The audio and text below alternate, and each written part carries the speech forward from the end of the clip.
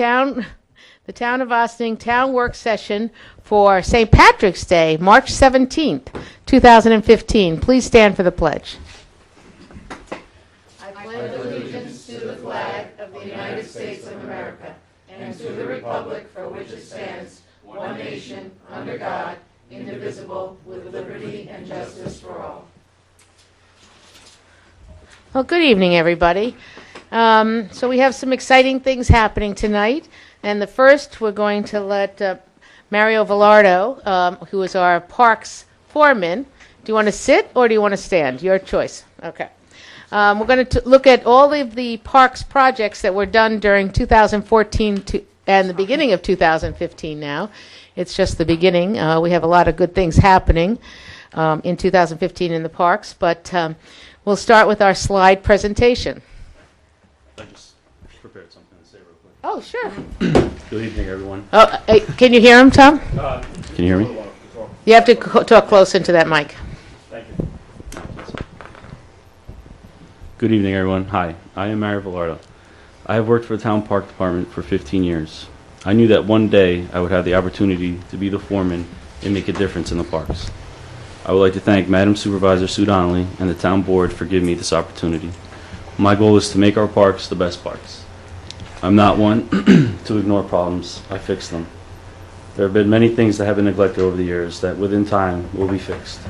Some are easy fixes and some things will require more work. I am a dedicated hard worker with high standards, and I am proud to say my co-workers understand that. They know what I'm looking for. At this time, I would like to thank them for all their hard work and willingness to learn this past year. Our department consists of Stephen White, who's been working here for about 19 years. He really stepped up his work game this year and definitely improved his skill levels. We have our newest employees, Emmanuel Toribio.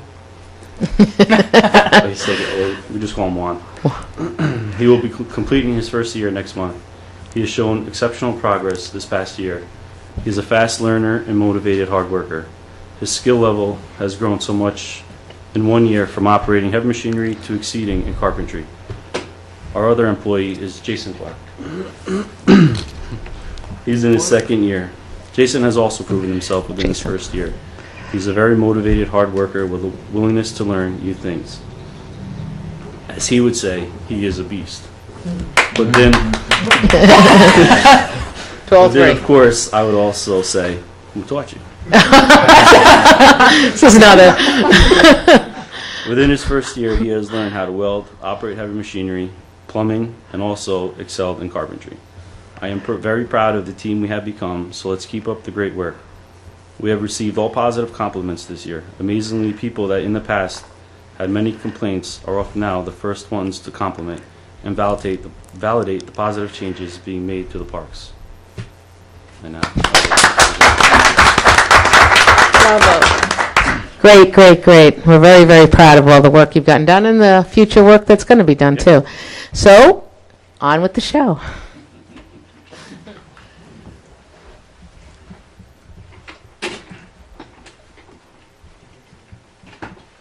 This is Cedar Lane Park. This is the Shine House that we've been working on for, I don't know, 3 or 4 years now. No, it was pretty much, it started out as a complete construction. Water was always getting in the building, and we did the blocks on the outside to raise it up to prevent the water from going in. This is just the blocks getting done, and then all the outside walls are brand new. Same, that's before. And then we just, after it was all done, we boarded it up. I think it sat for a year or two. This is where the oil tank is now. This is the inside now. This is our entryway. This side was an old women's locker, and it's hard. It's hard to tell, but that back wall, it's all been rotted just from all the water from the years just seeping in. These are, well, the headers you really can't see because the tiles are up there, and then this wall, 1, 2, 3, with the 4, 5, 6 2x4s that are there, we removed that, which you would see in the later pictures. Now you can see the headers. They were all completely rotted. The tiles, that was the old shower room, so that all came up. That was the little janitor closet that's been removed. These are the new headers we installed, all new 2x4 walls on the side. In-house. In-house, yes. Everything, whatever we could do to save money, we do. We don't just cut grass like many people think. This right here was separated from the other rooms. It's going to be a common room for our garden and then for the art center as well. For different community groups, we'll be able Right. to meet there, yeah. This was the shower room. What you see on the floor is mesh, and you'll see in the later pictures we actually poured the floor this morning. Actually, this was a new wall. Well, we supported that header up there. We added that wall just to support the header. This was the shower room, all the thin set we broke up, and then if you see that back wall before it was all old, that's all new as well. There's the beast. This was this is going to be a pottery room. Actually, what we're doing is installing the electric for the pottery wheels. This was the entranceway. To the right is the boiler room, which we brought that wall out. Nice.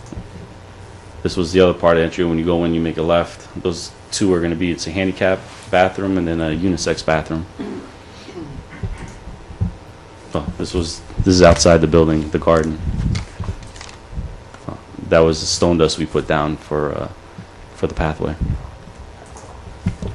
This was drainage for the garden. They had every time it rained, that building right there is where they keep all their tools and stuff. That's what it was after we installed the drain.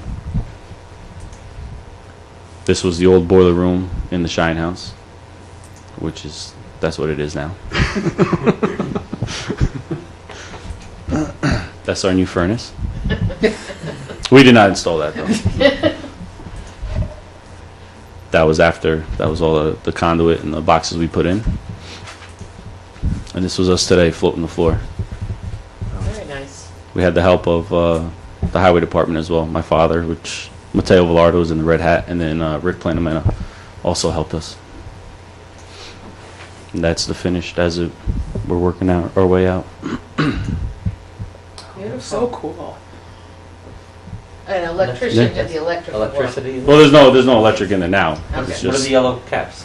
that's boxes for the electric, but Does no it- wires. No wires have been. So you don't have to have nothing's been wires ran. hanging for the Mhm. potter wheels? These were trees we took down, I think, this is the roadway going in, between the roadway and the path, about 13 dead trees. You go. Then we chipped the trees, and we used the wood chips in our dog park. It's just pictures of all the trees that came down. This is a drainage swale that we actually excavated and cleaned out. There was probably close to 18 inches worth of muck in there. That's it cleaned out and running into a basin that we have to purchase a top this year. That was us digging out with the excavator. That's what it was every time it rained. This is the road coming in by the pond, and actually with the help of the highway department we were able to use the vac haul and clean out Cedar Lane. The road has a lot of concrete swales alongside, and they haven't been done in years, and that problem got fixed. There's a series of drainage here that leads into our pond, and then where those rocks are, that's where I was digging with the excavator, and we actually got that part done. But up there where the other intersection is, that pipe we're planning on replacing it this year because it's totally collapsed and just causing nothing but problems. This was the drainage that you saw us digging. This was it working today when it was raining this morning. Gerlach Park. This is our pavilion. This is the repairs we made on the pavilion floor. And we also painted, if you see the bright red along the side, we painted the poles and the and the Is that benches. you? I was going to say, Mario got That was a concrete repair we made around the post. Then that was it painted with a garage floor paint. These are just some issues we need to address. Every time it rains, the drainage, there's no drainage around it, and it does flood the pavilion. This was our ball field. It's hard to tell in the picture, but there's probably like a foot incline to the field, which players were getting hurt, tripping hazards. That's before. You can't, it's hard to tell, but the slope was there, and you'll see the after, same thing. After, we actually took the lips out and we put boards along the fence to help the clay from washing away. That was the third base side. That's what it looked like after. Just a picture of the infield. But there were lips also around the whole outer circle of the field, which we got rid of. This was in our outfield. These were actually roots that were in the playing field. We dug them out and removed them. It was just a picture of, yeah, they're pretty big roots that have been there for years. And actually in the back, there's the fence.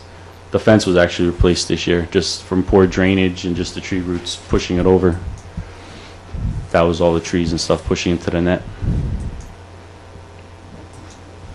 That's the fence leaning again. And this actually, believe it or not, there's a swale that when I first started here, was you'd be able to see that it was there. So we actually dug it out this year to improve the drainage. That was the pipe we found with sludge. Pipe sludge. That was supposed to be the drain pipe that was back there. It's the most attractive picture. Well, the other complaint too was the amount of mosquitoes that were on that field. So one thing we would like to do, after we dig it out we see, but one thing that would hopefully we could do this year is actually gravel and repipe it. That would also prevent the maintenance. That's the swale around the field, and it actually moves a lot of water. That's the new fence. Dave's fence installed that with the netting. Oh, whoa, whoa, whoa. Whoa. And that was just the amount of water running into the basin around the field. That's just ordinary flow? Yeah. That's groundwater, and then after a rainstorm, because behind it is a water view development, and that's just the hill that comes down to the field. Buck Johnson Park. This was our swing set before, and this was after. We just painted it and put new swings and chains on, and then new wood chips. That's our new playground. I don't have before. We didn't have any before pictures. There was a basketball court there. Before that went in, and then once that was built, we had to come back with topsoil and new grass seed and just regrade all the way around it. That's the new playground. This is a drainage issue. Hopefully in the near future we could address. Believe it or not, we were actually at one point able to loop around that fence and cut that grass with a machine.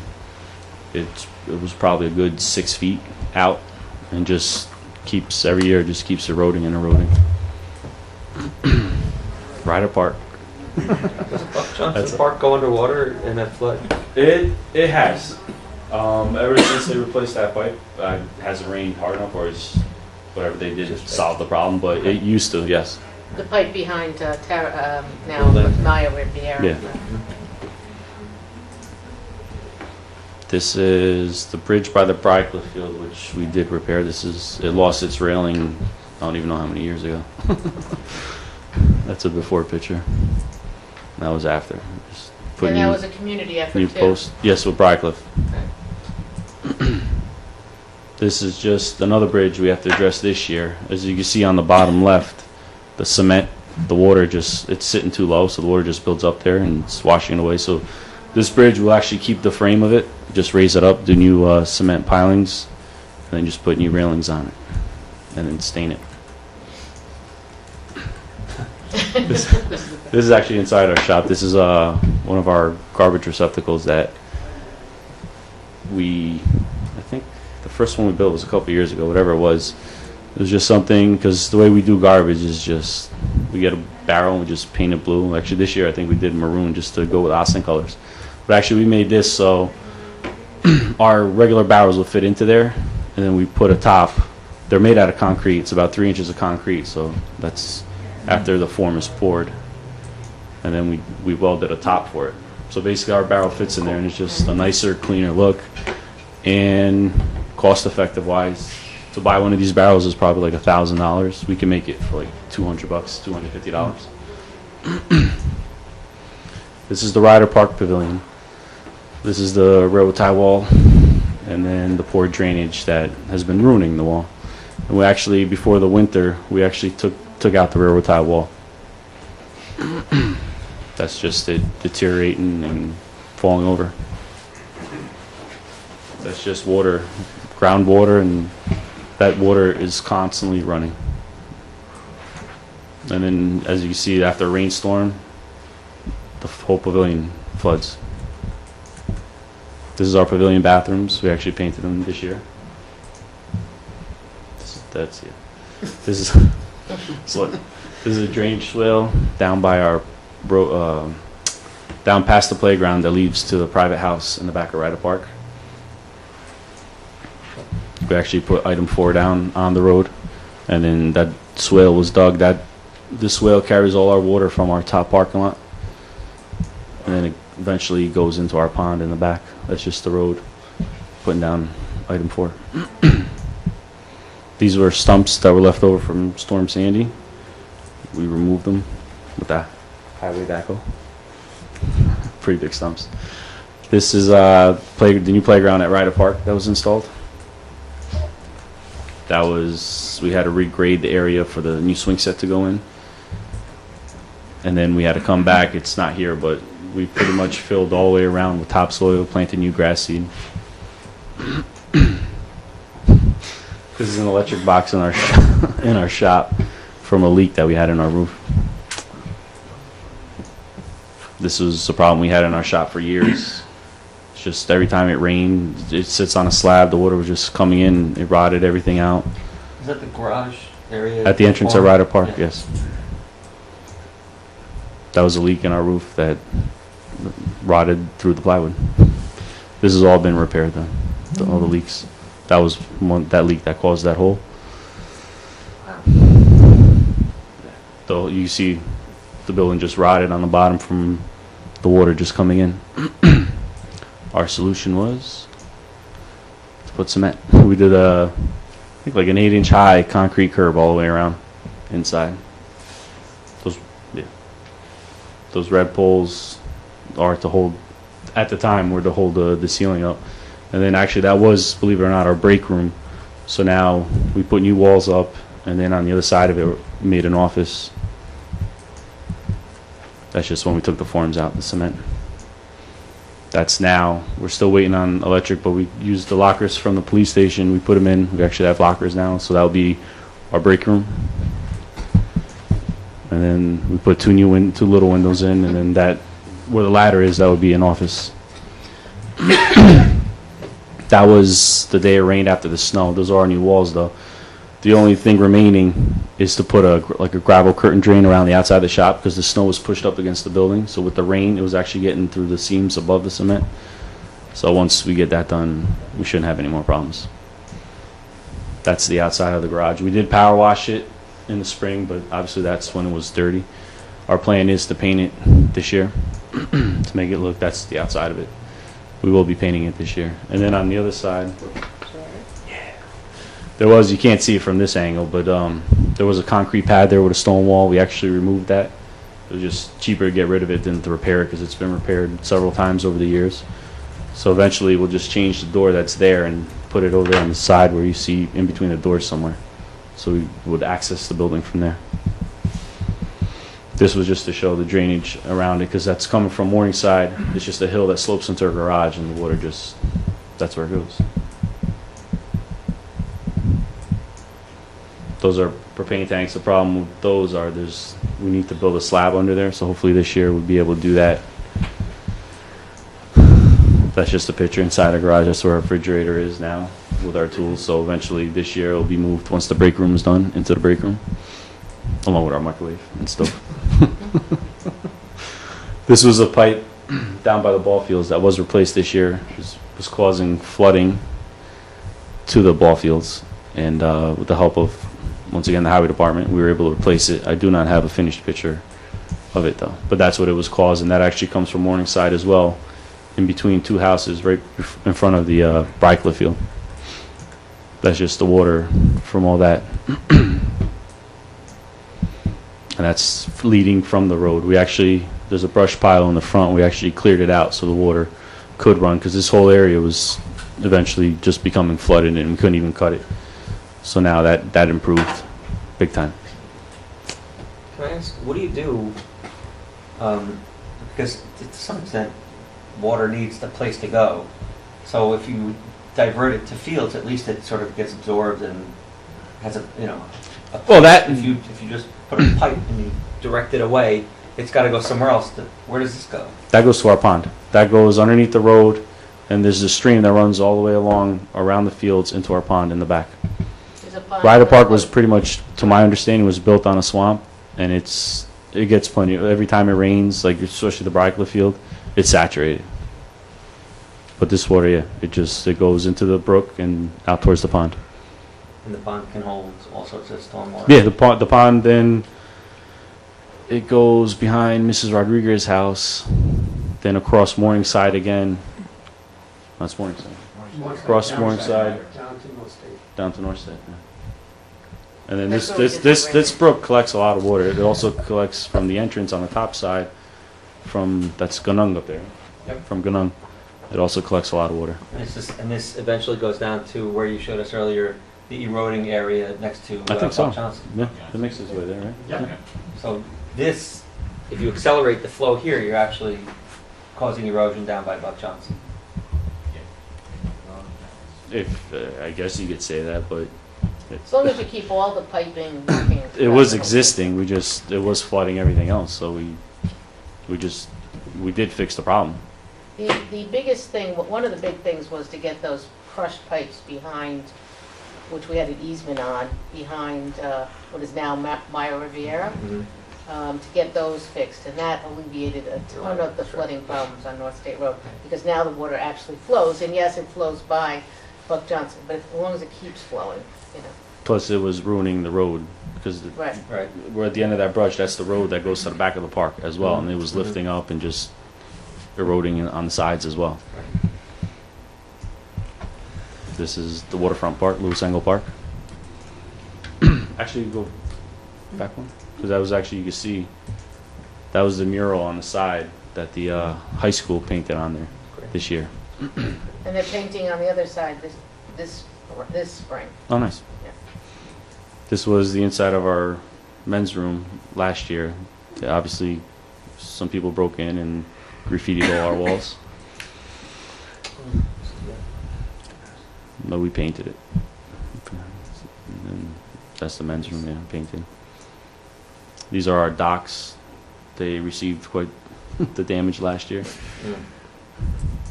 Those plates, actually, we made them back at our shop, and then that connects the docks to each other. Safety feature there, helmet. It's a great helmet. Pimped out helmet. Yeah. It actually has an earring in the nose too. And that's how they connect. This is actually one of the bigger docks. I think they were donated from the water ferry a Right. couple years ago. Right. And then the smaller dock is our dock, obviously. We have two of the bigger ones, and then I think two or three of the smaller ones that were ours originally. These were damages that it sustained last year. And then we actually, because we never had a method of taking them out, we actually made dollies. What you see on the bottom are dollies. So we pull them out of the water, and then we can move them without breaking them. This was too big to weld at our shop, so we brought it down to the highway garage to make the repairs, and that's the repairs we made. Gary helped with that, with the welding. That was just one of the brackets that broke off, one of the plates. This is our spray park. That was a fun project. This was a new surface we put down, non-slip surface. This was our stage. We did sonotubes. You see them on the bottom, filled with concrete, all pressure treated lumber, and then Trex decking. That's just the process. Do all your framework and then the Trex on top. Those were trusses we had installed. That was a fun day. We did That it with was- the, we just barely made it. We used the highway backhoe, and it just, with like inches to spare, we were able to lift it up and get them installed. That was for our staircase we had to build. We did a little concrete pad, and then our staircase up to the stage. That's with one railing. Eventually, there was another railing put on. It should be there. There it is. That was that. I didn't have a picture of it finished, so I went down there this morning to take a picture with the rafters and everything, all the lattice work around it. We closed it in, and there's lights and everything, so it came out really nice. There it is. That's our ramp that we started dredging. Do Yeah. not. Remediation of silt. Well, we're not in the. We move it to the beach on the other side. We It's don't, not. we don't ever take it off the property. No, it doesn't. It's we did the right thing. We looked into it. As long as it's not taken off our property, it's fine. And we're not in the waters. You can see the tracks. We plan on low tide, so we don't go past a certain depth that we're not supposed to. I think you're in Rockland. No, low tide, you can really go out there. Yeah. And it's just the top layer of sand that comes in just to move it out of the way. So when we put our docks in. A lot of it comes from the ferry. Yeah, when You he know, speeds gets in. Yeah. displaced by the ferry boat. That was one of the many plumbing repairs we had to make. So we've all become quite the plumbers this year. We learned how to solder and change out Schedule 80 pipe. We had a lot of repairs to make after the winterizing from last year. And I was inside actually the waterfront. That's for the waterfront bathroom.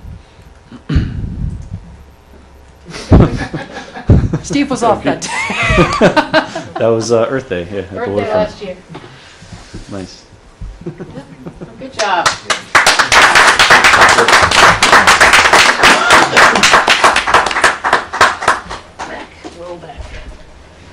Well, it really shows that we've done a lot in the parks and continue to work. These guys, I want to thank them all.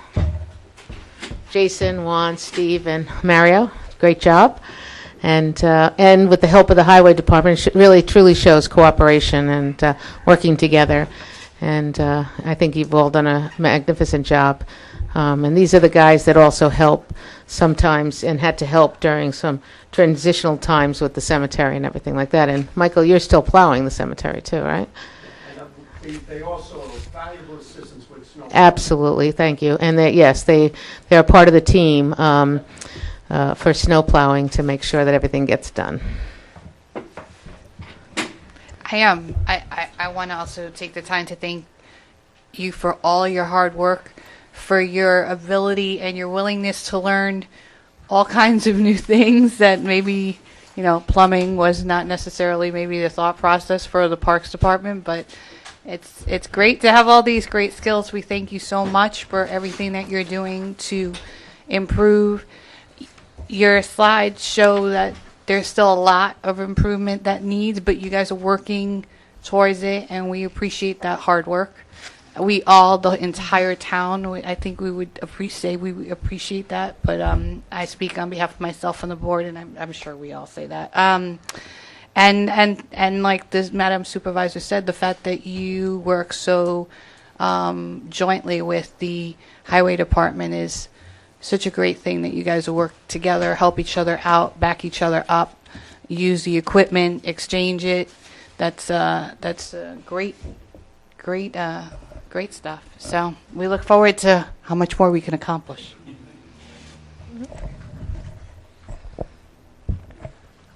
Wow. That is really remarkable. I'm raising, me and my wife are raising 3 children in the town, and I use the parks all the time. Every single one of those things, except for inside the Shine House, which I've never been in, and some of the other, areas where shop. there are pipes, tucked away in the bathroom or in the facility at the waterfront. But other than that, I recognized almost every single photo in there. And I guess you just get used to seeing what you see. In my mind, I have the before pictures, and I see the after pictures of all the stuff you guys have done, and it's remarkable. In a short period of time, you've changed the viewscape of what I recall seeing over the past several years. And I mean, things are what they are. But I just wanted to especially thank you for raising the bar. Thank you. Say anything? There you go. I too would like to say thank you, and I know that you've done a great job. And now I'm going to need a tour to go through the Shine House again, because now you changed it all. The last time I was in there, I was ducking the walls and ceiling that was falling, and the lights that was hanging down. Yeah. So I'll need a tour to find out where I am again. And one thing you did mention, and I have also mentioned it a few times, is that's about that the little road coming in where there's no railing or nothing around that pond. I think that's an accident waiting to happen. And I've said it before, and I'll say it again. And all you need is for one person to just make one little bad move, and they're off in the pond. That needs it needs a railing.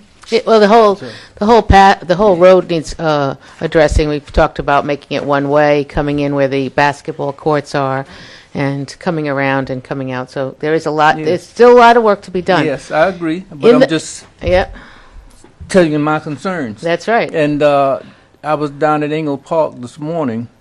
I usually go down and walk around down there just to look at things and see what's going on with it. And I saw all of what you were just showing. So I think you guys are doing a great job. That's all I can say about it. Just hang in there and keep going. And I thank you. The interesting part of this whole thing is that they've been very busy over the winter, they mow the grass all spring, summer, and fall. They have to get the fields ready for all the games. There's many baseball, softball games that are going on, and so we're very, very proud of them. One of the things that we did do as of January is we gave back Veterans Park to the village. It was a village park that we were maintaining. They have a bigger crew. They have more people that can handle that. So I think concentrating on our town-wide parks is a great benefit, and it's just a great job you guys are doing.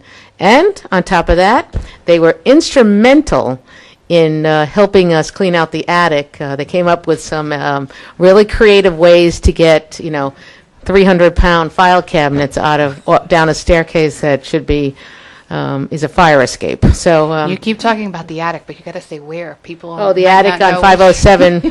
507 North State Road, which is the old police station. We have taken, and I use that word, I climbed up the ladder and climbed down the ladder. I did not take anything out of there, but these guys, along with Officer Carpenter and Lieutenant Sylvester, did a magnificent job. And Mary Ann Roberts was instrumental. She climbed up that ladder. She went through the papers. We decided we had a shredder. Maddie ordered a shredder for them. So we had shredding. We had people. These guys brought everything up, and then it went up to the attic. So you're taking it down from an attic, transporting and taking it back up in an attic, and it's in our locked room upstairs on the fourth floor here. So a tremendous job done by you guys, and I want to thank you. We laugh about it, but we really do appreciate everything that you're doing, and I think we've all come a long way. So thank you very, very, very much. I'm sorry? I was just going to say smushy, feel-good things about them, but everyone else did that. I was just going to say about, Mario and Steve have worked together for a while, but other than that, this is a new team. Right. And everybody's still sort of feeling each other out, but they have gelled so incredibly as a team and really matured as a unit of people. And it's a real privilege to work with you guys, and I know Yep. we're in really good hands. So thank you for everything that you do. We should note that one of the things that Mario did speak about and showed pictures of is the staircase up to the pavilion at Ryder Park and the railroad tie wall were removed. Our spring project, besides getting the fields ready, starting to mow the grass and everything, is going to be, in our capital project, is to have them redo that whole section. So that will be great, and that will be done. We removed the there was a little trailer. It used to be the football. It was a football club. It was like their concession stand or something, right?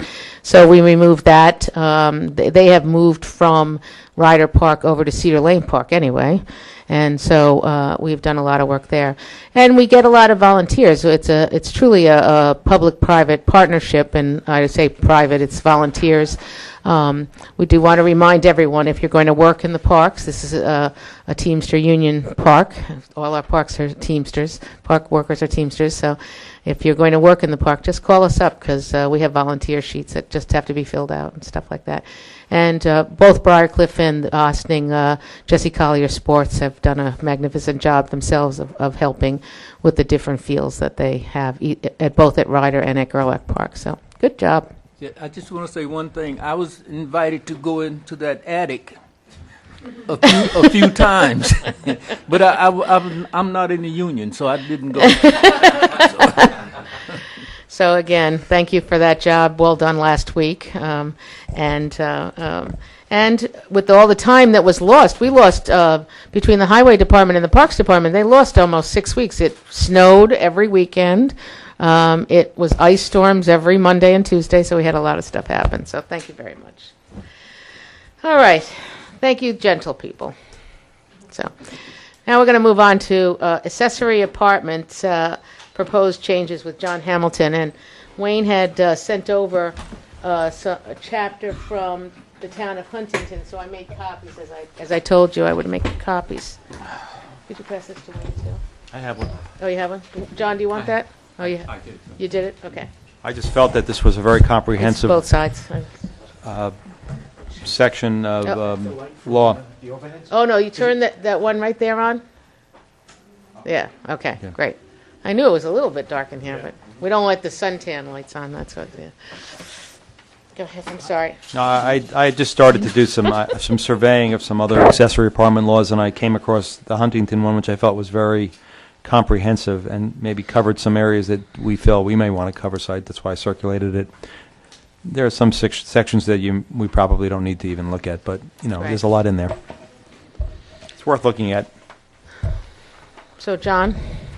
I got this 7 o'clock tonight. No, I'm not, you're not for that, but for what, are you? Oh, well, the only, Wayne was going to do all the research. Mine was just to advise you on the fines, which I sent to Maddie, the change that I recommended in the fines. Okay. I do see in here, just skimming, it says term of permit, which is, do we have a term of permit now? We do, yeah. Okay. The permits are good for 3 years, and then they come up for renewal. Okay, because then I see renewal. There would be additional, for the renewal and there would be additional inspections.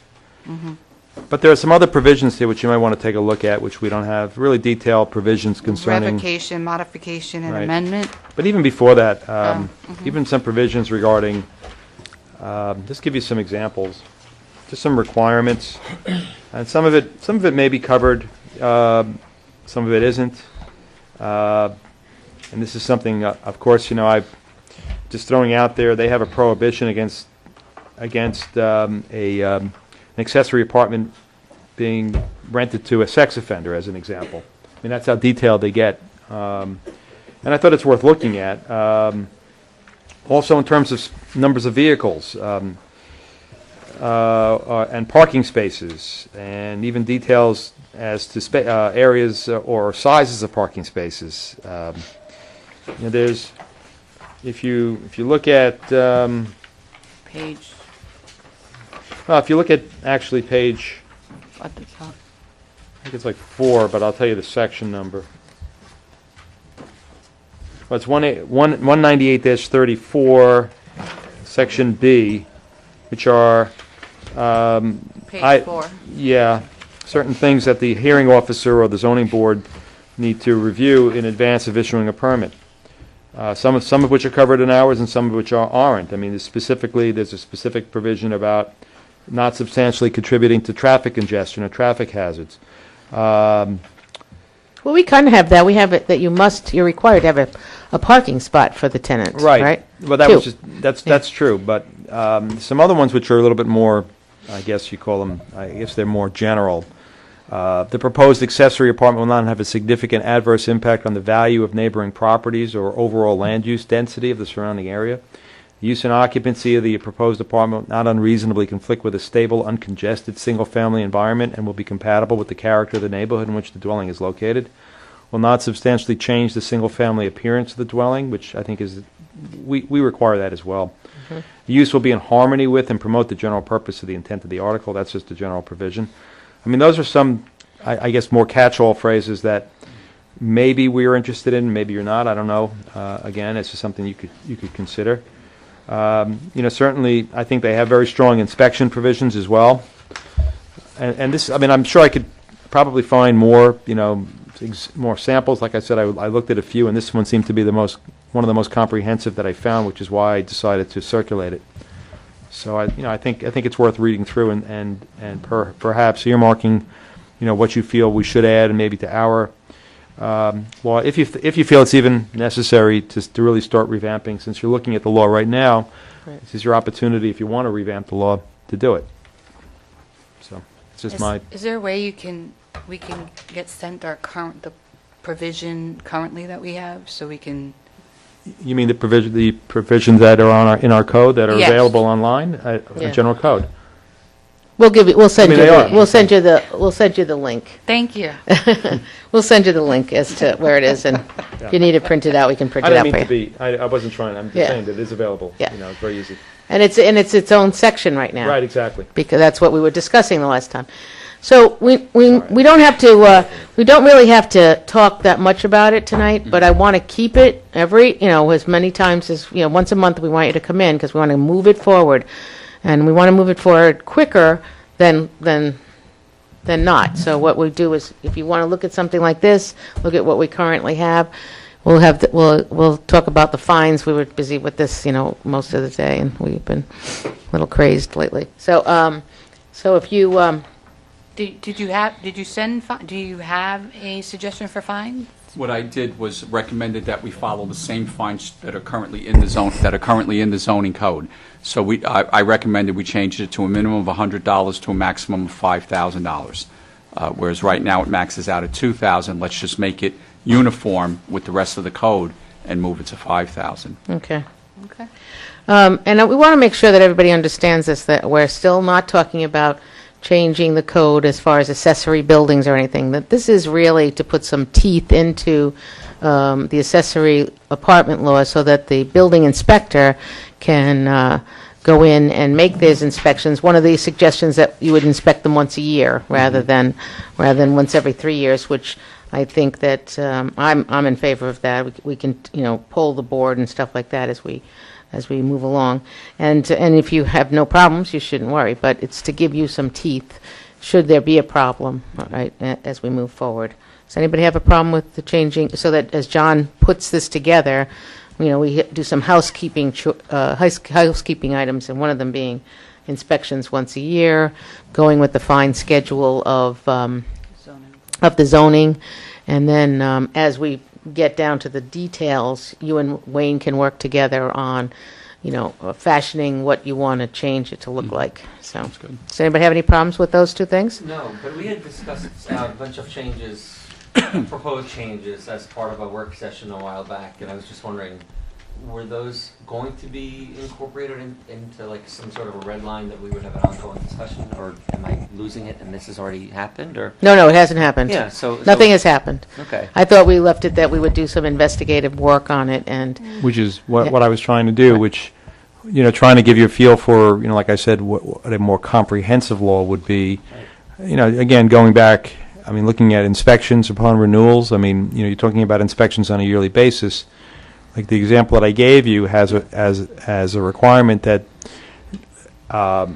very specific as to renewal applications, that there are quite a few documents that have to be submitted, including additional proof of ownership of the property, leases entered for the use of the property, and some other information as well, and also requires inspections. And then, in addition, instead of leaving it completely in the discretion of the enforcement officer then has the option, if he or she sees fit, to require a public input and a public hearing on a renewal. If there are circumstances that in his or her discretion would be benefited by a public hearing. So, that would cover situations where, maybe there are issues in the neighborhood concerning the use and complaints are being made. Excuse me. I just want to ask, John, if you have if you do this once a year, is that going to put a strain on your office? Oh, no, not at all. Not at all. I'm just trying No. to figure out how many, if you got a lot. Yeah, no, we have about 25. Oh, We don't quite have that was the other thing, we don't quite, we went through every one of them, yeah. No, that's Unfortunately, I counted in fire inspections. No, it wouldn't be an undue burden, and I think it's important, since it's a life safety issue, I'm all in favor of it. And one of the things that Wayne was just mentioning for public input, what came into my mind right away, is that we may want to incorporate into law something about a legal notice being issued out prior to the renewal. So the public is aware that we're going to renew this thing, and if you want to give us any input, we could take it into consideration. Well, Just a and thought. that's going to go in hand with our, we're working on some zoning changes to have legal notices in a parameter. So we're, Larger parameter from the comprehensive. yeah. So go maybe from, it was Comprehensive from plan. 200 feet to 500 feet. And so that would, again, you piggyback on that too at the same time. And then the legal notices would go out. And so that people around knew that this was going to happen. Yeah, which, is probably about 10 houses around each house. So, it's not an undue burden. Again, it's not an undue burden. And there was something else that I eyeballed in just reviewing this provision, which I don't know if the board wants to consider if you're thinking about proliferation or over-proliferation and possible, neighborhoods having more than their share. I mean, right now we have, how many? It's 500 feet. They talk about, not more than 10% of the lots within an area of 1.5 mile radius having accessory apartments. Again, I don't know how that would impact us right now, given the the distribution of the accessory apartments in the town, because anything that's grandfathered in wouldn't apply to. But that's something else to consider as well. Well, I think, in mentioning that, I don't know anything about the town of Huntington, so I don't know how big it is. We're not that big. So when we start restricting this down to percentages, it's not the same as in Huntington. I have no idea. It could be humongous, and we're not so big, so we could be really restricting this thing down. Well, why don't you Just a thought. look up some numbers yourself and see what you get as a suggestion? Or does it stay the same, as it is right now, But, yeah, there's different suggestions in here. So as we move forward, I think we've agreed, and anyone can tell me differently, we've agreed on once per year inspections, same fines as in the zoning code, public hearings at renewal of license with legal notices to the surrounding property owners, because it's not necessarily a house, it could be a business or something like that. So those are the 4 things that we've agreed upon right now, and if we could take the law, red line it a little bit, and start that moving around, that would help us a lot too. Because the Red Line King would then, continue the thing. So good. But I do want to stay on top of it. It's important, and and then of course, we want to point out that no matter what we do, there'll be public hearings on this. It's a change in a law. There'll be public hearings. There'll be plenty of input from the public, and we can all get all the information as we go along. So if we talk about this again in a month, we'll give you a month to work on it. Sounds like when we did the ethics thing, we would give everybody a month to come back with some more information. Just for some guidance, though, I mean, if you just want to concentrate on tightening up the renewal provisions so that every year we go through this process where there's a more comprehensive review, and also bumping up the fines, then we can just concentrate on that and not some of the other provisions. It's up to the board. Well, I think we should concentrate on these 4 things that we brought up, which is, again, is the once a year, the same fines, public hearings at renewals, and legal notices. So I'm interested in looking to see what we have versus what this says, and I think that it's worth I agree. taking a look at some of, I Yeah. agree with those four, but if this is an opportunity to not make it impossible and stay within guidelines, but have maybe some more ability to oversee in certain ways, or to, just make sure that this is being done in a way that makes all the neighbors happy altogether, and there's safety safety provisions. I think this is the time. We don't often have times to kind of revamp and modify our codes, so. And compare this one to ours, and you're never going to make all the neighbors happy. So Right. No. And look at surrounding communities too as to how they do it. So what is 1 month from today? 1 month from today, Or 1 month from this Tuesday? Yeah, this Tuesday date. not the 31st, that's this Tuesday, not the 14th, it'll be, the 21st. So if we all get back together, so that will actually give you 5 weeks. So we'll all get together on the 21st. We'll put you back on the. You're not here. Okay. So the 28th. How about the beginning of? That will bring us to the beginning of May already. May 5. May 5. May 5, you want? Yep. May 5. At least it's not May 1st. That's not May Day. Is that good for you, John? Good to mine. Huh? But you know what, if you get some information, if you start working on it, you take ours as the starting point, you make some changes into it, it can go around, and you can, and so you're reading it as updates are happening, and any input. And we'll put it out there that if anybody has any input from the public, we'll put it on the webpage and send it out in supervisor updates. If you have any input from the public, we'd be glad to hear it from you too. So May 5th, right? Is that what the day we decided? Okay. What I can do is, if it's all right, I can go through the one that he gave us, and if I Right. think there's any pertinent, I'll send you a memo with some of the things that Good. I'm thinking about, and then Wayne can look Yep, it over and see and where Wayne you can want to start take it. start a red line. Sounds good. Okay? Well, thank you very much, John. Thanks. Thank you. And wasn't that an exciting time? As the building inspector, I found it very interesting. I know. Oh, John, Liz Feldman, I spoke to her last night. She'll be calling you. Liz Feldman, she's the Commodore of OBCC for their inspection, and now that the weather's better. And also they have some items that they want to do, and I told them to check with you whether they needed any permits or not for that. Good. Okay? Good night. Thank you. Right. Michael G. O'Connor. We had a lovely drive around tonight. Michael drove us around, showing us the different roads that we're going to be talking about tonight. And he did an excellent job.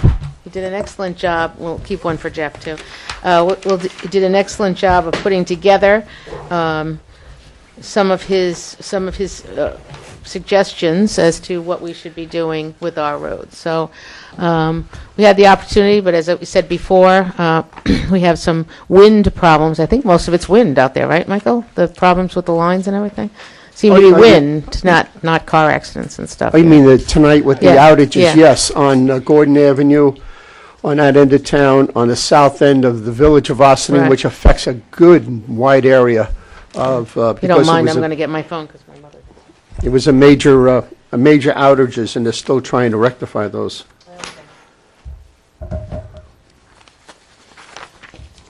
Okay, I'm going to let you take over from here, Michael. So what we're doing is we're talking about changes in the no parking streets, and an update with Michael is here, the board is here, and what we're trying to do is clean up that part of the code where it has no parking on streets, any streets that we know that should have no parking on it, so we can sign it properly, people can follow the law, we don't have issues with getting our emergency vehicles down these roads, which is the big problem, never mind the garbage trucks sometimes and other things like that.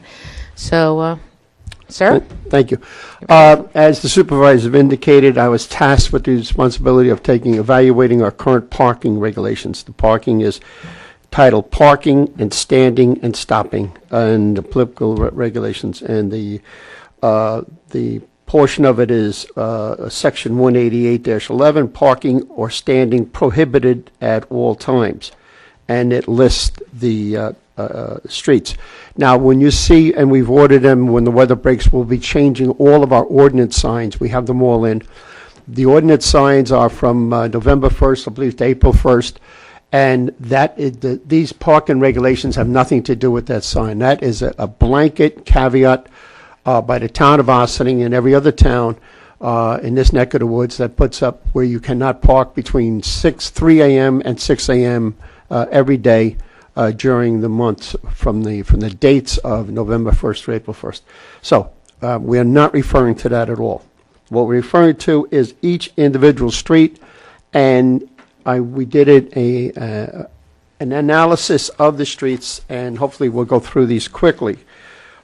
We have 75 roads in the town of Ossining. Now, with 75 roads, for the purpose of this report, we included paper roads that have vehicular traffic. All right, so that's important. 22 of these 75 have parking regulations. 4 of them have multiple entries, and 53 roads have no regulations whatsoever. Now, we're not going out just saying we're going to post no parking signs. What we've done is we've looked and examined our infrastructure. I broke it down into 4 categories of roads. There's a normal road, just a regular neighborhood road. No outlet. That's a road. Most of our no outlet roads end in cul-de-sacs, 98% of them. We have connector roads. Those are roads we designate as connector road that joins or connects other road structures. Now, the arterial roads are roads that span the distance from the village line, either the village of Briarcliff or the village of Ossining, out to the end of the town line with the town of Newcastle. So we have 8 normal roads, 45 no outlet roads, 17 connector roads, and 6 arterial roads. Now, if there's duplicates in there, say, wait a minute, doesn't add up right, we included those portions of a normal road that also end in a no outlet. So a normal road could be a normal road for a couple of blocks and then have a no outlet portion of it. Now, also, you need to know that we have New York State Route 9A, New York State Route 100, New York State Route 133, and New York State Route 134, all progressing through the unincorporated area. So the arterial roads that we've looked at, those that get from one end to the other, is North State Road, Morningside Drive, Croton Dam Road, half of which is a New York State Road and half is ours, Hawks Avenue, half of which is a New York State Road and half is ours, Cedar Lane, and the combination of Old Albany Post Road, but not the dead end, and Quaker Bridge Road combined. Arterial roads. The nature of arterial roads make them important for the movement of emergency responders, police, ambulance, and fire. They know they get on that road, they're moving from one end to the town to the other. As well as the movement of town municipal equipment. Given the important aspect of these roads, it is a recommendation at this time that the arterial roads be classified as no parking. In the case of North State Road, Croton Dam Road, and Cedar Lane, they are now listed as no parking currently. The spotty no parking regulations on the remaining arterial roads, Morningside Drive, Hawks Avenue, Old Albany Post Road / Quaker Bridge Road, I think should be replaced with a no parking regulations. Again, for the reasons I've specified. We looked at these roads, we saw the narrowness, we used that phrase because they weren't roads built with parking. They were built just to move traffic. They did not widen the road to accommodate any type of parking. Now, the connector roads, the 17 connector roads, are deemed to connect 2 areas and or major or sub-roads.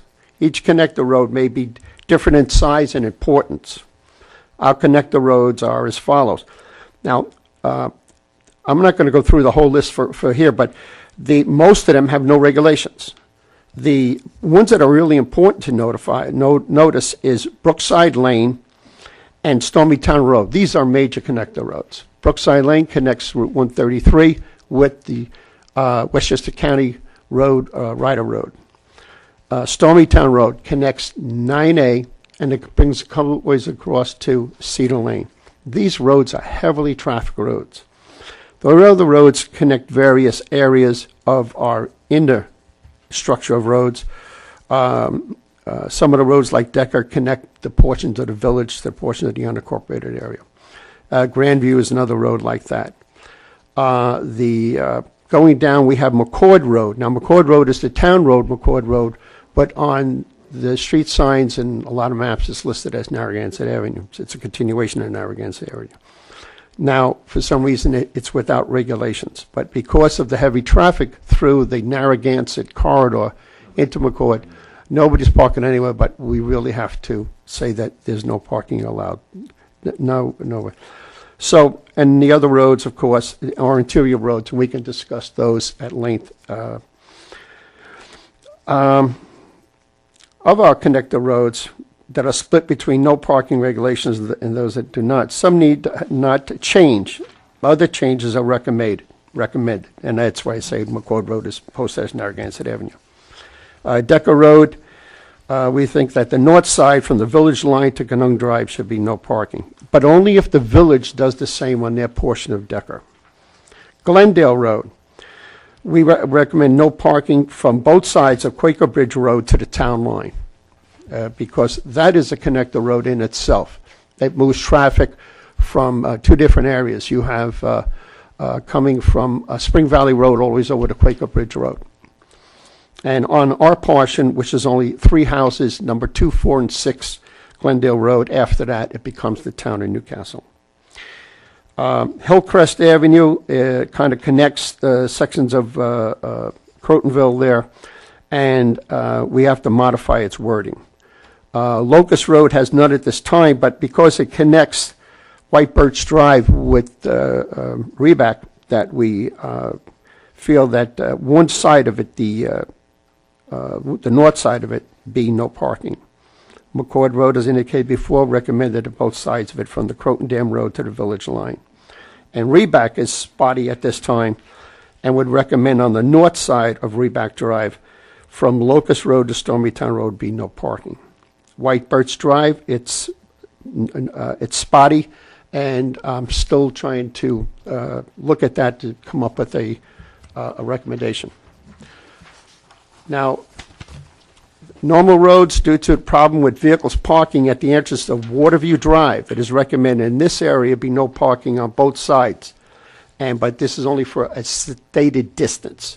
So from Quaker Bridge Road on the north side for 175 feet to be no parking. On Waterview Drive, no parking on the south side from Quaker Bridge Road for 150 feet. And the difference is because of the curve in the road. No outlet roads.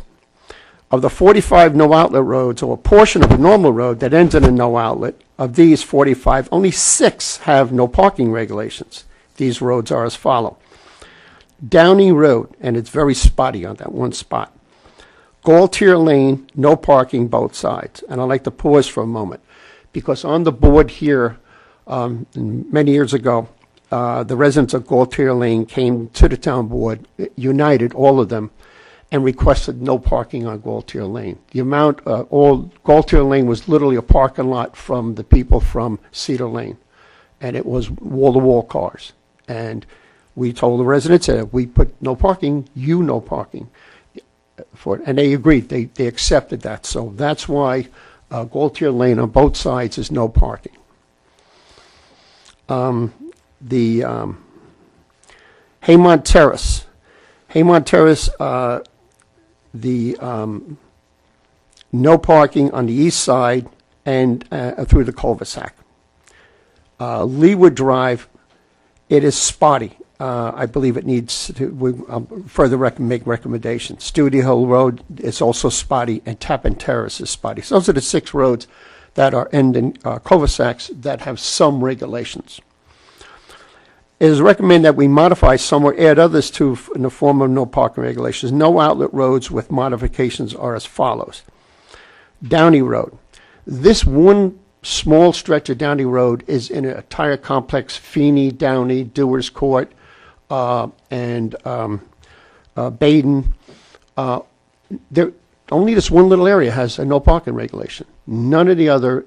So to be consistent, I'm recommended that this one regulation be dropped for Downey Road from that one area. Leewood Drive, it's spotty. When you look at the wording and everything else. And I believe it just delete the entry. It was, if you really look at it, Wayne, it doesn't make sense at all. Studio Hill Road. Now, we worked this Studio Hill Road, and we know that Haymon House is right now suspended operations, but there was activity there, and it did necessitate, because of the presence of Haymon House, that we look at taking Studio Hill Road, and because it's a little spotty, and that we strengthen the no parking areas on it. Most of Studio Hill Road, 3/4 of it, is no parking at this time. So we're only talking about an additional 25% of it. Tappan Terrace, no parking. It's spotty. We believe we can modify the roads to make it clearer. Right now, they're using section plate block number and all that stuff. It is also... Yes, in all these cases, good signage. It is recommended that we add regulation to the following no outlet line things. Robin Drive, no parking both sides, including the cul-de-sac. Stanley Avenue, no parking on the length of the south side. Stanley Avenue on the north side for a distance of 100 feet from Old Albany Post Road on the north side, no parking. Sunset Drive, which is off of North State Road, no parking on the north side for a road for 205 feet. That will bring you where Sunset makes a 90-degree turn to the north, so that section. And there is parking areas on the left side, on the south side, so I think it makes sense to do that. Van Cortlandt Avenue. There is no regulations at all on Van Cortlandt Avenue. This is from the village line. It's opposite the AMD Middle School, and that we do get problems with parking along the street there, and that the east side, from the village line up through and including the cul-de-sac, be no parking.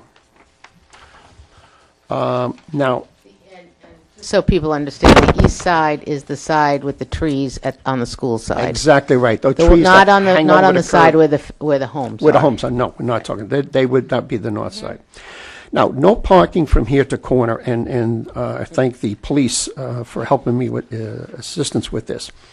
Can I just ask, on Van Cortlandt, we didn't go up there tonight on our runaround, or whatever you call No, it. yeah, What, why do you want to have no parking up there by the trees? it's been a problem to us with street sweeping, and, it's, we're getting traffic, people parking there to go to school, and it's just that I'm not going to stand here and draw a line in the sand if you don't want to do it. No, that- I just want, I'm- Reasoning was, I'm not challenging. I just you guys, want to, I know the yeah, reasoning. I just want to say that on Van Cortlandt, it's only from the AMD Yeah. parking lot up to there's a little cul-de-sac. There's Right. like 5 or 6 houses up there. Wait. It is really important that if you park on one side of the street, and people do, to visit the homes, and Right. sometimes when the parking lots get, and it's the other side with those pine trees, and also if you put 2 cars on that road, you would have trouble getting to that last house with an emergency vehicle. I've been there when we've had to park that way because of events that are happening at AMD and Claremont, and there's no more parking. If you do that, I'm not sure where people are going to park. We have often parked under those pine Yeah, trees, but what- and we've often parked under those pine trees, had people park on the other side, and there is room to get through all the way up, because I've been there multiple times. And then what you're going to do is end up having, and people do this anyway, they park, is that Murray over there? Or, Murray Lane is in the village. I'm just saying, there's, I mean, I'm listening to a lot of it, and I have a couple of questions, but with respect to this, because this just came up, I would caution, I have a few things. Number one, my question is there a reason to specifically put no parking in some of these places where there never is parking? I mean, I don't see an overwhelming issue with parking in the unincorporated town. Maybe I'm missing it.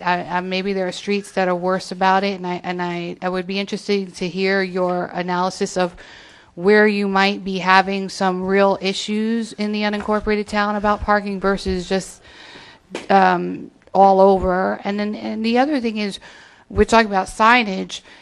I see a long list of conversation about many roads that don't have regulations that now you want to put regulations, and I'm wondering how many signs are going up, how much signage. So on something like a long road where we wouldn't want parking all the way, how right. often? Okay. How many? Okay. I like to handle it road by road, because when we get into generalities of all of this, it's difficult. You're losing sight of where we're at. As I mentioned, we have connector roads like McCord Road, a.k.a. Narragansett Avenue. Right now, you can park on both sides of that street, and we can't do anything about it because it's not prohibited. Yet, if that happened, both parties would be out over the double line coming at each other head on. But Because does of it that road. happen? let's Part see. of my question is, does it happen? No, Is it a doesn't, but problem? legally, we can't stop somebody who parks their car on that road today.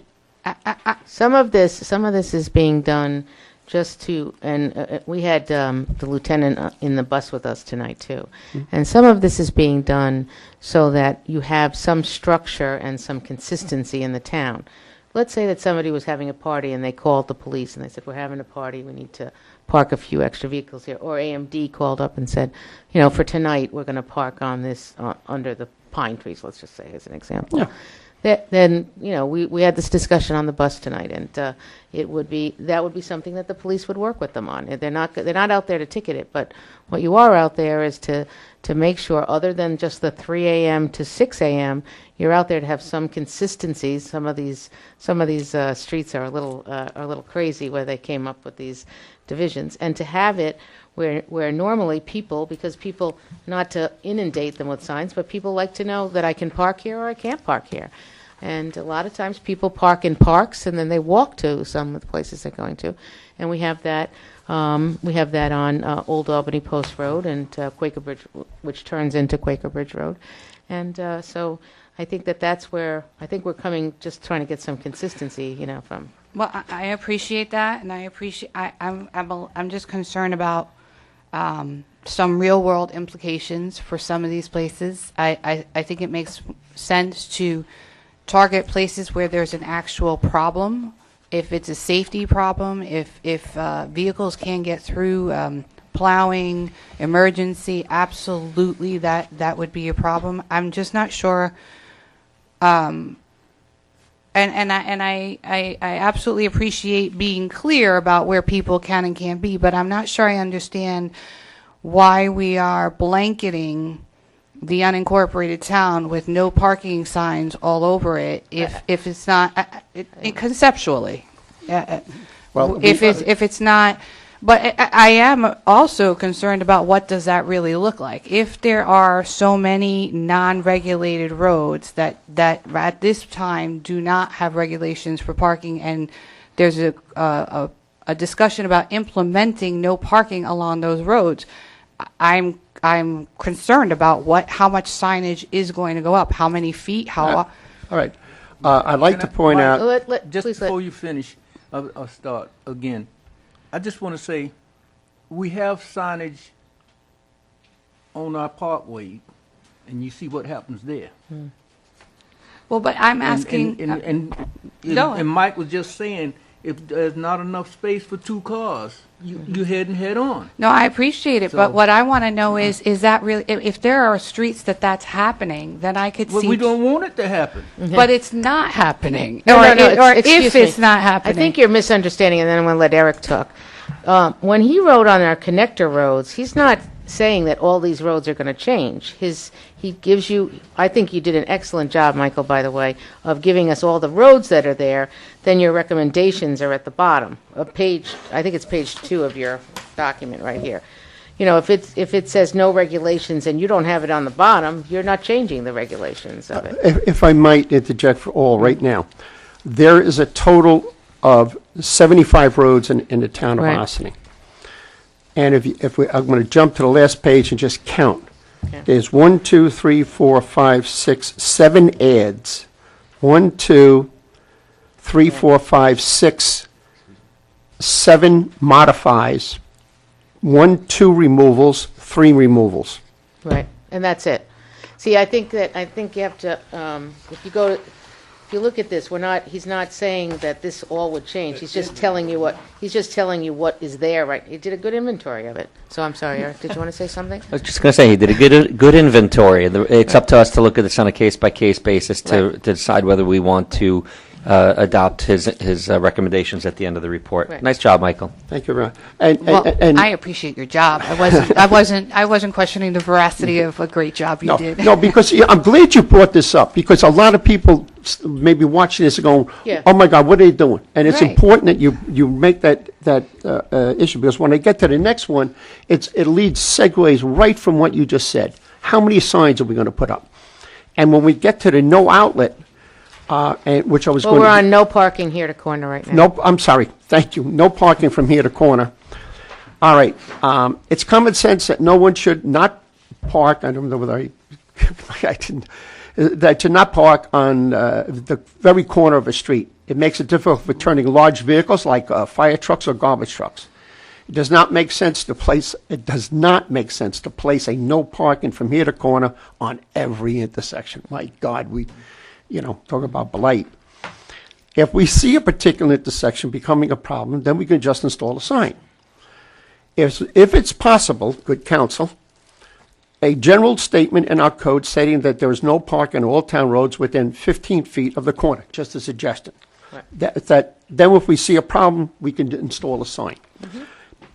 The state of New York has a blanket law that states there is no parking within 20 feet of a corner unless otherwise posted, and see section 12-02-2-B, and I got that from the police. So here we are with this blanket state regulation, and what I'm asking for is modification of 15 feet. And I'm not trying to put up signs all over town for no parking here at the corner. I'm just saying that if we make this regulation, Wait a minute, I'm sorry. New York State says no parking within 20 feet of a corner? yes, And you're saying we should have no parking within 15 feet of a corner? Because New York State controls under those circumstances. unless within feet, I thought it was unless You can only otherwise make it posted. more stringent But you would if you have make to it less. tell me that, because No, but you're making it less stringent, I think. Yes, Yeah. I'm making it less We stringent. can't make it less stringent than the state law.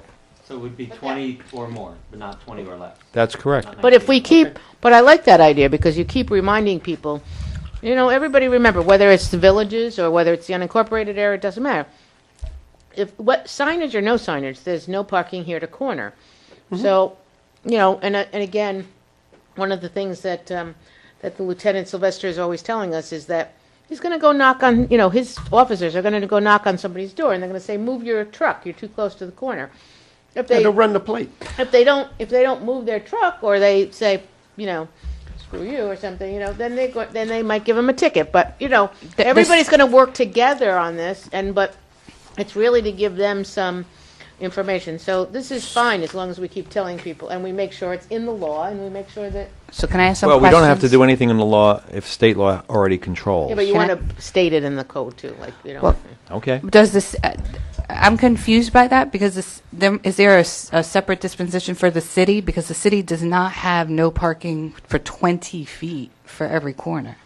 There's a lot of. There's- City, New York City? Yeah, Is yeah. completely. Right. So I'm saying it's everything. just every part of the state except for the city. Okay. Probably- So probably let me clarify maybe and so for anybody else watching. So what you're stating is that you want this to be written into our code, not necessarily putting it all over in terms of signage. Exactly. That way, if it becomes a problem, then law enforcement and the town can act upon it. Worst case, we put a sign up. Okay, so this is just talking about changing all those regulations that'll be within the code. Right, but So you're not going to take, I'll take where I live, Morningside Drive. You're not going to take from the village, I know, Michael, I know you and I know where the village of Briarcliff's line starts. But, so from the village of Briarcliff all the way to where the town stops. We know where that is too. So do we all. So do we all. Oh, yeah, on the Ryder Road. So we're not putting signs up every 10 feet there. We're just going to have it in the regulations. No, there will be no parking anytime signs up. It just won't be every 10 feet. There might be at You can have 100-foot or Exactly. something more to. As long as you have it where people can get in and off the road. It might be where you turn off Ryder and then turn off Morningside. And as was stated previously, that if the police come upon the car, they'll run the plate, see if they can determine where they're at, and say, you can't leave this car here. By the way, there's already no parking anytime signs on Morningside. We saw In some parts of tonight. it, parts of it. Yeah. In parts of it. So that's what I'm trying to clarify. So now I'm back to, so we are talking about adding signage to clarify. Well, I was going to say, does there have to be a public hearing on this? Yes. Okay. Yes. Well, Can we just let him finish his report, and then we'll talk about it afterwards? Right. Yes, there is going to be again, this is a law. There'll be public hearings, there'll be information taken from the residents and everything, right? So I'm from my review of everything, this is what it's at. And I'm not saying that this is absolute. I'm trying to give you my reasonable thought of the process that went into why I'm making the recommendations that I did. One of the things is that we have paper roads and/or non-dedicated roads in the unincorporated area, and there is 7 of them. Deer Trail, it is not, although it's blacktop, and it goes from Gordon Avenue up to Hillcrest Drive, and the resident from Hillcrest Drive at the top is sitting right here, and she gave me a little note today, and this is a problem that we have with thing, and that the road is sinking in front of my driveway. There's a big patch in the road that is sunk. All right, here's my problem. It's not dedicated. Deer Trail is not on our list. Okay, it's but not on local we can inventory. talk about that All right, later, and, yeah, I understand what you're But there saying, are other yeah. ones too. This I is know. not the only. We know. So, all right, but we try to Yep. do the best we can for our residents. But this is our Absolutely. problem. What's Okay. the significance or the difference between a paper road and a dedicated road? Okay, dedicated road, Gordon Avenue is dedicated road. On Gordon Avenue, immediately off of Gordon Avenue, in 2 places. One is Deer Trail, the other is Partridge Lane. They are paper roads. A paper road is a non-dedicated road owned by the town of Ossining. And, but, the paper roads you don't have responsibility over, right? Well, okay. Is No, that they're not necessarily owned by the town. That's not correct. Because if they're not dedicated to the town, they may be within, situations where a deed may deed out to the middle line of any adjacent roads. If it's not dedicated to the town, then the town does not own the road. But the paper road is just on paper, that's all. It's not Right. it's not out there. okay, yes and no. Hold on a sec. So, the town, when I was on the town board, we sold part of a paper road to residents on both sides. And that we sold them. So when you make that statement that they own to the middle, they paid us to get to that middle of the road. Okay. I don't want to get stuck on paper Right. roads. Okay. We have the list here. Everybody has it in front of them. We are not even addressing them. We are Right. not making any decisions tonight. We'll do a whole night, Michael, on Okay, paper roads. okay. Then- But- Sorry, I just don't even know what they are. yeah, I know. I understand that, but All I just right, want. I don't want because this is a lot of information, and so yes, while we I'll have skip paper roads. skip paper roads, but you know where they are, and we can actually we'll have a meeting and talk about them, and we'll address what's going on. We can take a run just to go look at paper roads. All right. Another bus And ride. I tell you what, without reading everything that's here on my suggested modifications, I just want to indicate that there are several suggestions of removals. There's 3 of them. Right. There is 1, 2, 3, 4, 5, 6, 7 suggested modifications. And there is, for the reasons I've indicated before, that we addressed the roads that are there, is that we we add those. Now, they're not very many, but the biggest with significance would be the three of them would be dealing with arterial roads, and they would be significant because it would be end to end. The other four are very small situations. Right.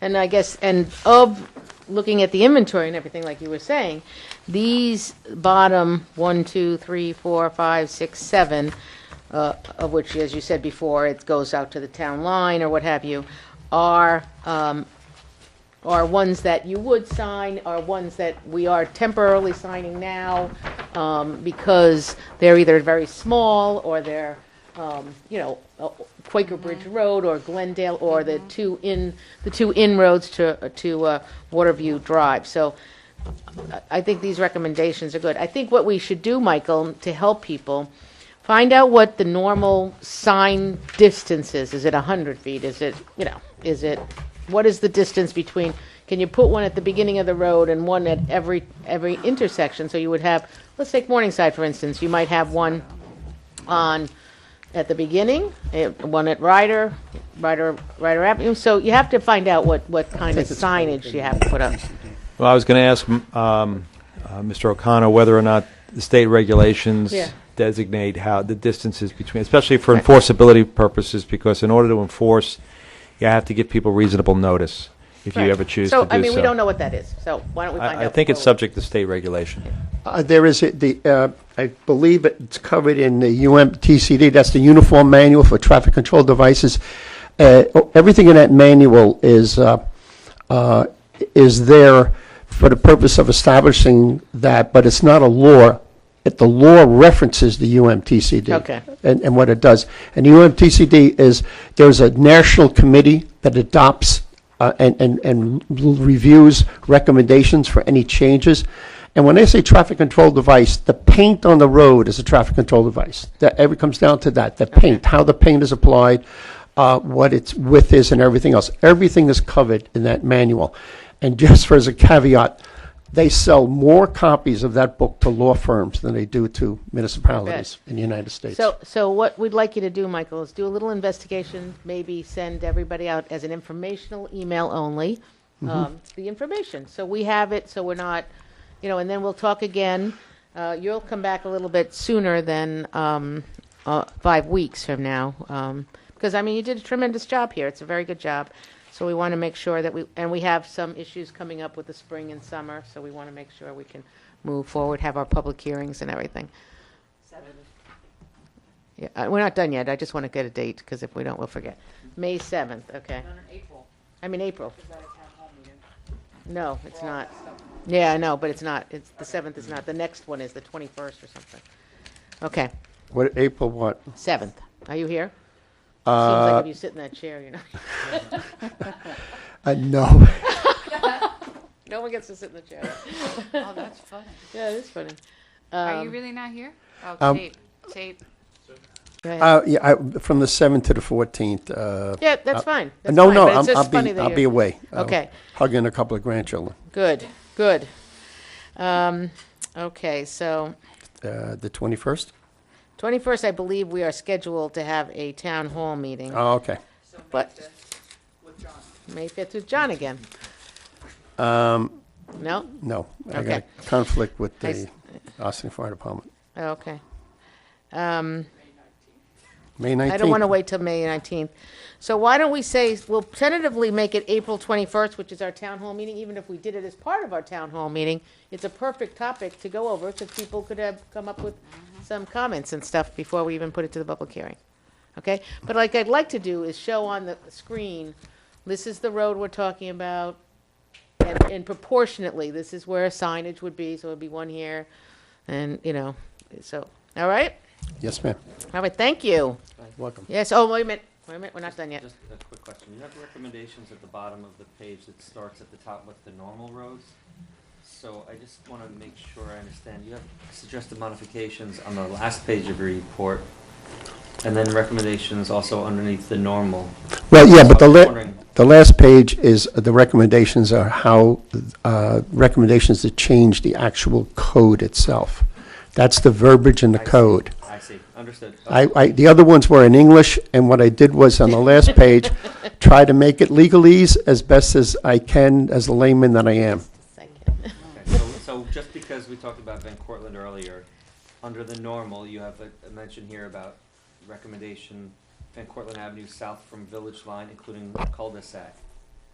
Should that also appear on the last page? Yeah, no, it's not. Yeah, it's the south. When you do that, you have to look at the Eric, the code, the way the code's written, and I explained to make the where you would say location. It's the south side of the road.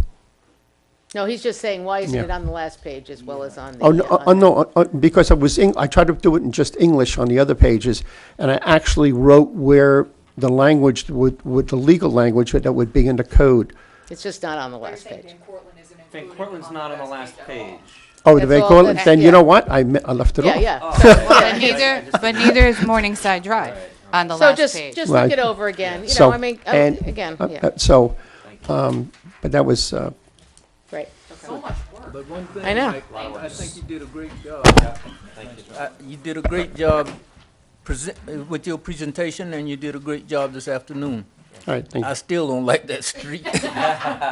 Well, I tell you one thing, it's beautiful to me, and when I see that, I have so many photographs that I've taken over the last 9.5 years, and almost now for that, on that section of road. It's so funny, because we were going through some paperwork upstairs, and there's, you know, some that, because I recognize it all the time, because how many times do we walk that road before we started the work on it? This is Old Albany Post Road dead end, and I have to say, it's pretty great, and it's a good job. Great capital project, very proud of that we put that together. And we will continue with that, and make sure that the dead end is on your list too. Okay, know. thank you. All right, thank you very much. Wow, getting a lot done tonight. Good. All right, our next item is, this is going to be a very, very quick one, is an LED lighting update. And we, three of us participated in the village's work session. Well, we listened in the village's work session, and we gave a little bit of input. And we saw one company, and we're going to see another company in the next week or so. And we'll be able to make some logical decisions. And Tom's going to talk about LED lighting as part of a bond anticipation note that we're talking about as a possible way of financing. So I just wanted to say that we're still looking at the different options, but it is one of our goals for this year is to do that for numerous reasons. I was talking to some other municipalities. I've been in a couple of different meetings this week, and it seems to be the goal of all of them for a lot for the lighting. Never mind the savings that you have, but the lighting, the way it lights up a road. One of the things that we have asked both vendors, I did have a phone conversation with the other vendor that's coming in, is that we are interested in not only the roads, we're interested in our parks. We have roadways through our parks that have lighting, and notoriously, usually very dim lighting. And also, is there any options out there for our ball fields when we have lighting in the ball fields, especially to turn it away from the homes of the neighboring homes and everything, which would help if you wanted to keep the lights on a little bit later at night. Part of the problem is the lights right now are so bright, so big, that they light up a whole neighborhood. So, so Tom, do you want to join us as part of the, which is our last item on the agenda? Yeah, yeah. And Yeah, I'd but like he's to not say- going on vacation for a long time because he's in the middle of audits. And you have all the green. And you did very well. You did very What well. is, what's on the tie tonight? Stripes. Oh, he has a tie for every holiday, so. Okay, so what we want to talk about, you can either sit there, Tom, or you can stand there, whichever you're most comfortable. I don't think that this is going to be a very long discussion. Okay, very good.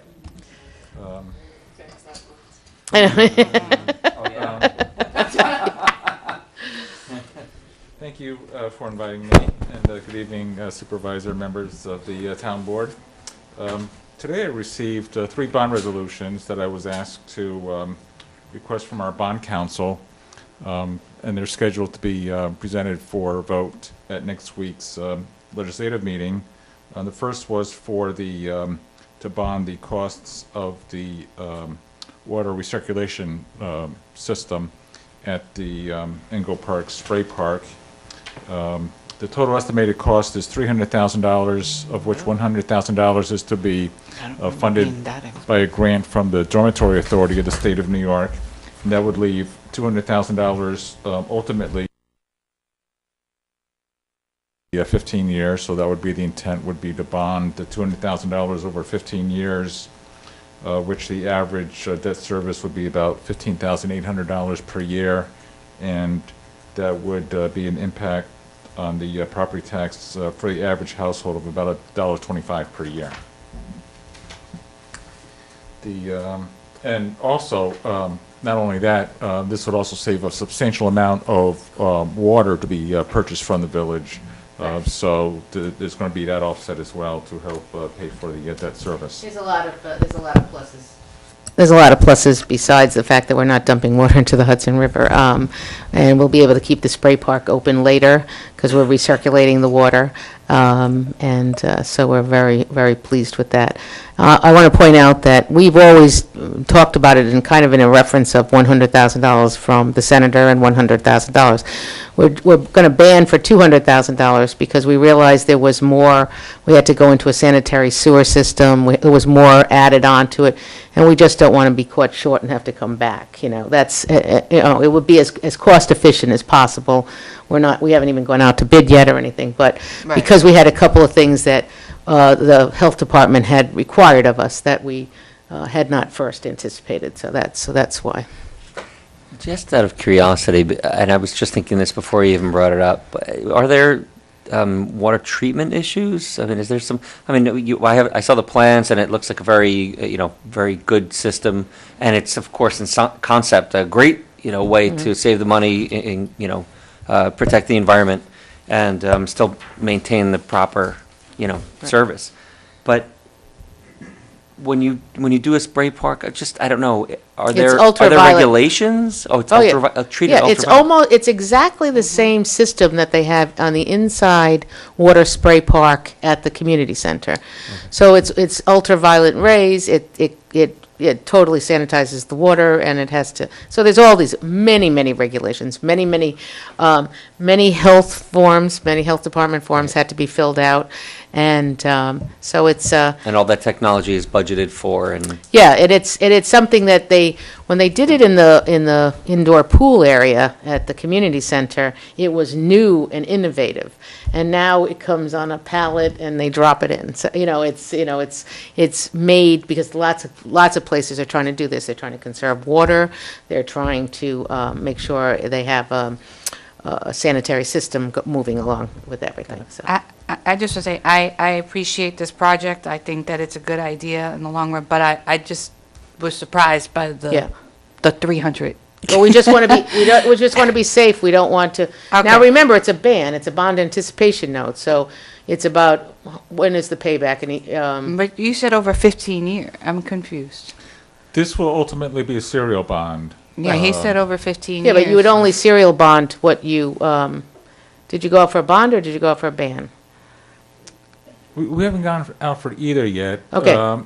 The document that's adopted is a bond resolution. It's a bond. And under a bond resolution, you're authorized to issue bond anticipation notes. Right. Oftentimes, issue a bond anticipation note during the construction part of the project, and then as you get near the end of the project, then you know better what the project Then you cost bond is, out. and Then you would at that bond point out you would the issue a serial actual bond. amount. Right. So, it could very well be a BAN for the first year. Right. A lot depends on how fast this project gets going and whether or not by the time August rolls around, which I think is when we go out to the bond market, at that point we'll have to decide whether or not we're going to issue a bond or a ban. Right. When is this supposed to start? As soon as possible. We had to fill out many more forms for the health department than we thought. So we have moved it to Andy Teese is working with us on it. So it's moving along now, and they're just trying to get an appointment. They put in all their engineering paperwork and everything, so. So is this, no, okay, so what's gonna, are we We have to go out not, for bidding. no, we're gonna start not before the summer, so that, because we can't, not. We have to see how fast we can get it, because we have to, we budgeted as if we had it done, because we wanted to do it early, we wanted to do it last fall, we wanted to do it early Yeah. spring. But we This- still have to go out to bid on it, so, you know. This has not been, it's been not smooth in certain, not from us. I just. Not anything is smooth. Yeah, this has not been a smooth ride. So my I mean, question look at how is- long it took us to do just the ethics, and that was not smooth, you know, Yeah. that was not going out But there. if we can't bid it and get it, I mean, it doesn't sound like this is something that can happen before this, you have the summer with the Yeah, but spray. if it means, if the bidders come in and they say the project time is a week, or they can do work while the spray park is still open, and then maybe they Oh. close it down for a week or something. So You know, we there's a- have to see. Okay, so I guess I was thinking in terms of month. I don't know Yeah. why. Yeah. It seemed like It a might big be, project. it might be the whole construction might be, but a lot of it's gonna be done over where the guard tower is. Okay. There's gonna be a pedestal built there because you need to put everything up, because it's in a flood zone, and. Well, I'm it's just yeah. concerned about camps and stuff, that's all. Don't worry, yep, we know. We're constantly thinking about And that. the open spray park Yep. in May. Yes, sir, go Okay, ahead. so the second bond resolution is for the LED lighting. It's set at $156,000, which was the estimated cost from the one proposal that we had already. And I know that based on the presentation that some of you went to with the village last week, there was a discussion as to whether or not the choice would be to borrow the money from the private vendor, which would be through a, I think it was installment purchases, they had described it, and the savings would pay back the loan with a private company, and the second possibility was to issue the bond yourself to pay for the project, and the bonding cost is less than the savings, but there were other features that they were offering as well. But if the town was going to go ahead and issue their own private financing or public financing for this project, it would be done through a bond resolution, and that's the reason for having the bond resolution ready to be adopted by the board. Yep. And the third option was to pay it outright, but we wanted to get some road work done, and now as I drive down the roads, the road work is getting more and more critical. And we did well tonight, driving down the roads in our bus ride, but we were in a bus, so I did, But, my car almost got eaten on 95 today. It went into a hole that was bigger than it. It was very scary for a second there, but we popped right out. I was very happy. Yeah, that's not. And based on the period of probable usefulness, a serial bond could be issued up to 10 years, but, you know, sort of like with the one proposal, you know, and what the presenter talked about at the village meeting, you know, she had different choices of 5, 7, or 10 years, depending upon the size and scope of the project. Sometimes you might need to go out 10 years Right. in order to recoup the costs. Again, we have to remember, too, that none of that proposal and the proposal that we're expecting did not include the parks or any option for the, or any option for the park fields lighting, so. Okay, Okay, and the third bond resolution was to purchase, I believe, 2 vehicles for use for transportation of the seniors to the different senior programs at Right. the and to community deliver center. the lunches, the Meals on Wheels. And that was $48,000. For 2. And because of the nature of the vehicles, those can only be bonded or financed through a bond anticipation note for 3 years. And the average cost per household on those would be $1.31 per average household. And again, that's, our senior nutrition program is a town-wide program and encompasses the people in Briarcliff Manor. And we do have people from Briarcliff Manor, we have people from the village of Austin, and we have the people from the unincorporated area that do participate in our senior program. We deliver about between 125 and 150 meals a day. Oh, yeah, and it's a big program. And we bring in about 75 people in, and some people get brought to the doctor, you know, if they need to be brought to the doctor and stuff, so. And we have, we have a lot of programs going on. Are You Okay? Huh? And grocery shopping. I usually use the bus for that, which is in the shop right now. That's why we had the fire department truck bus. Well, thank you, Tom. And I love the way you broke it down to a cost per family, because I think that helps people a lot to understand what we're trying to do. It helps me start worrying now. I want, Tom, you're going into audits for the village at the end of this month. We're already here. Yes, the village audit starts March 30th, and that runs for 2 weeks. And then the third week, which is the middle week of April, I think starts Monday right after Easter. There'll Right. be 1 week for the town audit. Right. Thank you. When do we actually discuss the dollars for, say, I mean, the senior vehicles? Those have been priced out, and that's it. So once the BAN gets placed for this senior vehicles, they get purchased, and that's it. Yeah, but they're built in Europe right now. Ford builds them in Europe right now, and they can take up to 6 months to get here. And when will we talk about when will we get our next update about the spray park? We should have that, I would say, I was talking to Andy about it today again, so I would say by next Tuesday, we would have an update on the Okay. spray park, yeah. An update, not. I know, yeah, yeah. an update. I know Chris, our new Parks and Recreation, has done all the paperwork for us on the health department, so. Okay. Again, he runs all the recreation programs, and we consider that a recreation program. The organic garden is a recreation program. The dog park is a recreation program, so he's overseeing all that in the teams, too, yeah. And the LED lighting, 156,000. That was without the parks, and that was And that was one proposal. one proposal. We have to get the other proposal. So that's not done. That's No.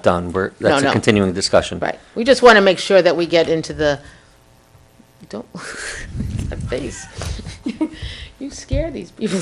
I know the face, but we just want to make sure we get that whole cycle started of banning if we're going to ban. Okay. Wow, that was quick. Yeah.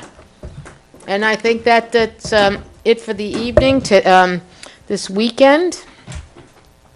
What is What is going on this I weekend? don't know. Everything? Let me go to my calendar. Besides my mother's birthday.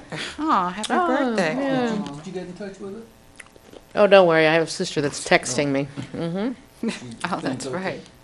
She didn't say the lights came back on yet. Oh, Easter celebrations? Is that- There is James Maddock, I think that's how you pronounce it, live at the theater. I want you to know that the concert series that go on at the theater at the library are so Boudars. outstanding. The Boudars Theater? Yeah, in Boudars Theater, with them, that Alan and Ellen Marzelli put together are really outstanding, and they do and they've really put us on the map, concert-wise. We do want you to check some dates. April 18th is Earth Day. We'll be down at the waterfront. We're very excited about it. Green Austin is doing a tremendous job putting it together. And there'll be music and crafts and demonstrations, and of course the concentration is on solar.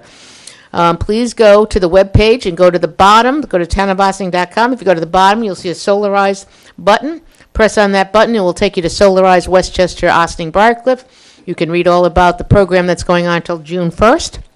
Another thing we're very excited about, and if you are a commercial property owner, which means that your building has four or more units in it, and or you are commercial property, there will be a informational seminar by Best Energy at at Meyer Riviera on Thursday evening at 7 p.m. So busy times ahead, and Extravaganza's coming up. March 28th is Extravaganza. It's at 10 o'clock at Ryder Park, and it's at 12 o'clock at Nelson Sitting Park, which is the small park with the playground across the street from Park School. I do want to tell you to be aware that should the ground be soaking wet still from the snow melt and or rainstorms, because it's going to rain again this Friday, that you should contact the community center at 941-3189 and ask them if they're moving it inside, because that's the only thing. We can't have tons of people running around on fields that are soaking wet, or we won't have fields later in the season. Can I make an announcement? Absolutely. The Ossining High School is putting on the musical performance of Loserville on Thursday, Friday, and Saturday evenings this right. weekend at 7 p.m. Right. That's right, and it's free. You know, they look for donations, but it is free. So please join them at the high school, and looking forward to a nice weekend. So everybody take care. We'll see you next Tuesday at the courthouse for our legislative meeting at 7:30 sharp. We can't be late for that because we're live on television.